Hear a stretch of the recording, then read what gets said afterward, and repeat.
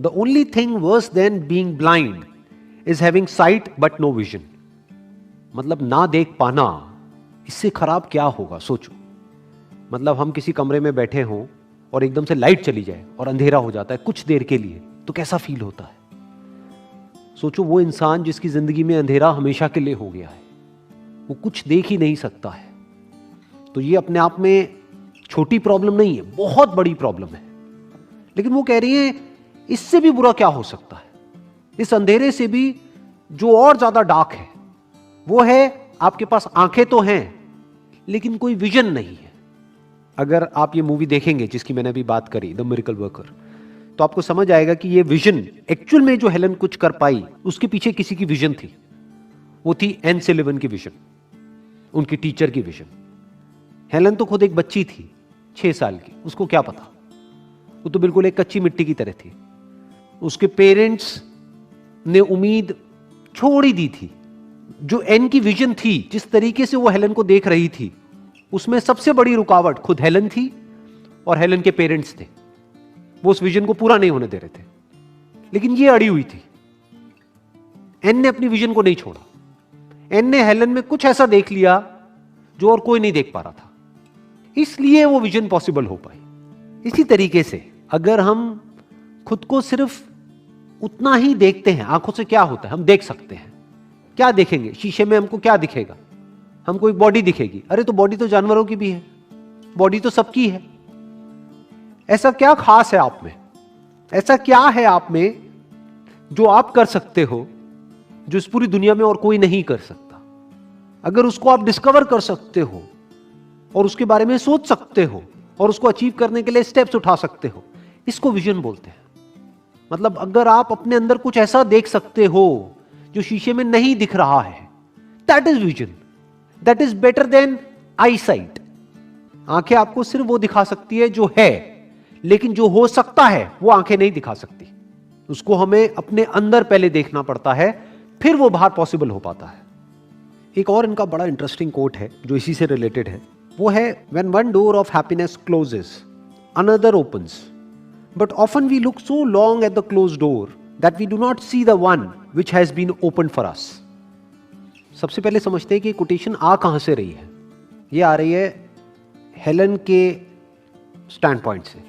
उनके 2 ऐसे दरवाजे जिस दरवाजों से हम सीख सकते हैं, हम सब सीखते हैं, वो दोनों ही दरवाजे हेलन के लिए बचपन में ही बंद हो गए थे। कौन से दरवाजे? देखने का और सुनने का। तो अब अगर वो चाहती तो वो उन्हीं बंद दरवाजों की तरफ देखती रहती, लेकिन उन्होंने ऐसा नहीं किया। उन्होंने ये देखा कि अगर मेरे ये 2 दरवाजे बंद हुए, यानी ये 2 सेंसेस मेरे काम नहीं कर रहे हैं, तो एक और सेंस है, द सेंस ऑफ टच, उसको उन्होंने हाइटेंड कर दिया। इनफैक्ट उनका सेंस ऑफ टच बहुत ज्यादा हाइटेंड हो गया था कि वो टच करके, अगर कोई बोल रहा है तो यहां पे टच करके और यहां पे टच करके वो पता लगा सकती थी कि सामने वाला क्या बोल रहा है। तो ये कोई छोटी अचीवमेंट नहीं है, बहुत बड़ी अचीवमेंट है। तो इनसे हमको ये सीखना है, ये इंस्पिरेशन लेनी है कि अपनी छोटी छोटी प्रॉब्लम्स की वजह से बस रोते नहीं रहना है, जैसा हम करते हैं ज्यादातर, कि अपने दुखड़े नहीं रोते रहना है कि कुछ हो गया है हमारे साथ में, बस उसी को लेकर के हम रोए चले जा रहे हैं या उसी के बारे में हम सोचे चले जा रहे हैं। अब वो चाहे कुछ भी हुआ है। इनफैक्ट लाइफ को अगर आप बारीकी से ऑब्जर्व करोगे तो लाइफ में सिर्फ एक ही चीज कांस्टेंट है, वो है चेंज, बदलाव। यही कांस्टेंट है। बदलाव ही नहीं बदलता है, बाकी सब कुछ बदलता है। तो जब भी कुछ बदल जाता है तो हमारे पास में 2 चॉइसेस होती हैं। एक, जो पहले था बस उसी को हम देखते रहें। जैसे एक नदी है, एक नदी बह रही है, लाइफ बिल्कुल एक नदी के जैसी है। लाइफ को अगर बारीकी से समझना है तो लाइफ को एक नदी की तरह देखो, बहती हुई नदी जिसमें अलग अलग फॉर्म्स बनती रहती है। 2 लहरें होती हैं, आपस में मिल जाती हैं, बिछड़ जाती हैं, बुलबुले बन जाते हैं, मिट जाते हैं। ये सब चलता रहता है उस नदी में। तो हमारे पास में 2 ऑप्शंस होते हैं जब हम बैठ करके उस नदी को देख रहे हैं। एक कि जो था बस उसी के बारे में हम बैठे बैठे सोचते रहे कि वो कितना सुंदर बुलबुला था, मुझे उसको देख करके बहुत खुशी होती थी। अब देखो वो फट गया है, वो मर गया है। अरे भाई कुछ मरता नहीं है अगर बारीकी से ऑब्जर्व करोगे नदी में।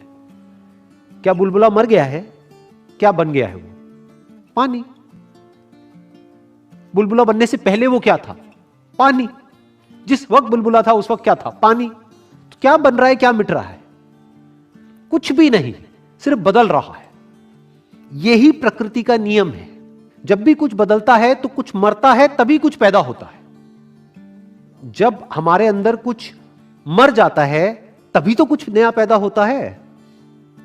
तो रोना क्यों है कि वो मर गया है? अरे कुछ नया भी तो पैदा हुआ है उसके साथ में, उसको तो देखो। और लाइफ को अगर आप और बारीकी से ऑब्जर्व करोगे तो आप देखोगे we are living in the field of infinite possibilities. Life में क्या क्या हो सकता है उसकी कोई लिमिट नहीं है। आप क्या क्या कर सकते हो उसकी कोई लिमिट नहीं है। इसका मतलब क्या है कि बंद दरवाजे तो लिमिटेड हैं, लेकिन जो खुले हुए दरवाजे हैं वो अनलिमिटेड है, वो इन्फिनिट है। सिर्फ कुछ दरवाजे बंद होते हैं, लेकिन हर मोमेंट में अनलिमिटेड दरवाजे खुले रहते हैं हमेशा। बस हमारी नजर वहां पर नहीं जाती है क्योंकि हम बंद के बारे में ही सोचते रहते हैं। तो ये कहा जा रहा है कि जो रास्ता बंद हो गया है उधर मत देखते रहो, जो रास्ते खुले हुए हैं उधर देखो और आगे बढ़ो। अपने आप को शीशे में देखा और बोला I am the greatest person ever born on this planet. Ever का मतलब समझते हो? मतलब एक तो हमने बोल दिया इस प्लैनेट के ऊपर, मतलब कि जो 700 करोड़ लोग हैं उसमें से ग्रेटेस्ट कौन है? मैं हूं। बोलने की हिम्मत लाओ अपने अंदर से। ये हिम्मत नहीं है लोगों के अंदर, इसलिए ऐसे बन नहीं पाते। देखो अगर अपने माइंड में कुछ चिंदी सोचोगे, छोटा मोटा सोचोगे तो वैसे ही बनोगे, कुछ बड़ा सोचोगे तो बड़ा बनोगे। तो सोचना है तो बड़ा ही सोचते हैं ना। और थोड़ा बड़ा क्यों सोचना है? सोचना है तो पूरा ही बड़ा सोचो ना, है कि नहीं? ऐसे सोचो।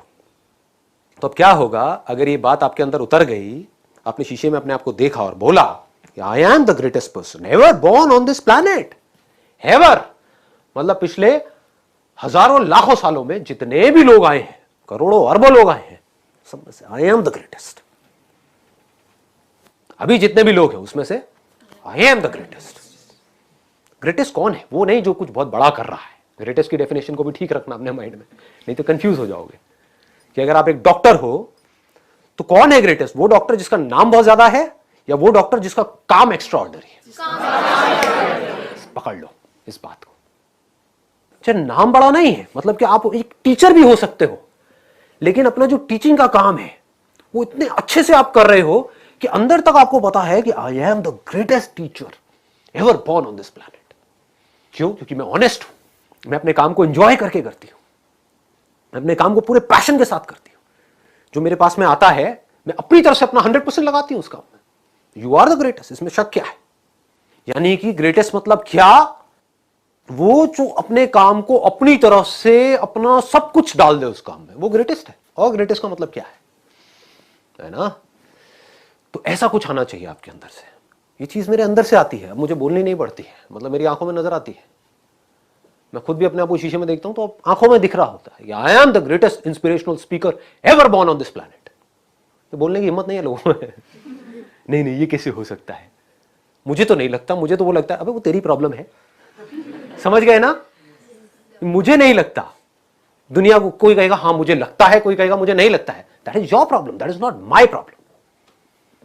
मेरा जो आउटलुक है, यानी कि मेरी जो खुद की नजर है खुद को देखने की, वो ये है और वही मैटर करती है।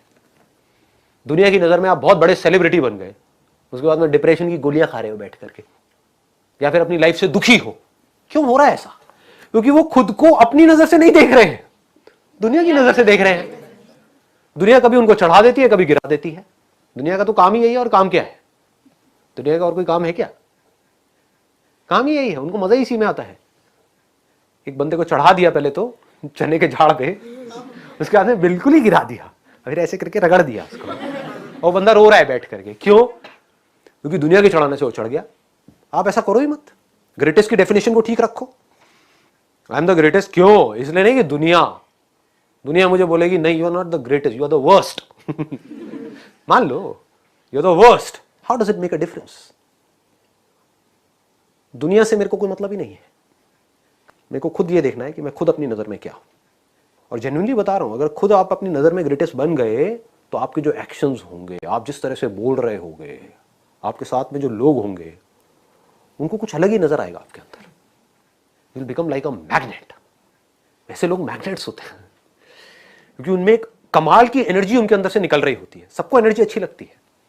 किसी को डल लोग, थके हुए लोग अच्छे लगते हैं क्या? बैठे अपनी लाइफ के दुखड़े रो रहे हैं। खुद फ्रस्ट्रेटेड हैं, आपको भी फ्रस्ट्रेटेड कर रहे हैं, ऐसे लोग अच्छे लगते हैं? या वो लोग जो चार्ज्ड अप है, जो चार्ज्ड अप है पूरी तरह से?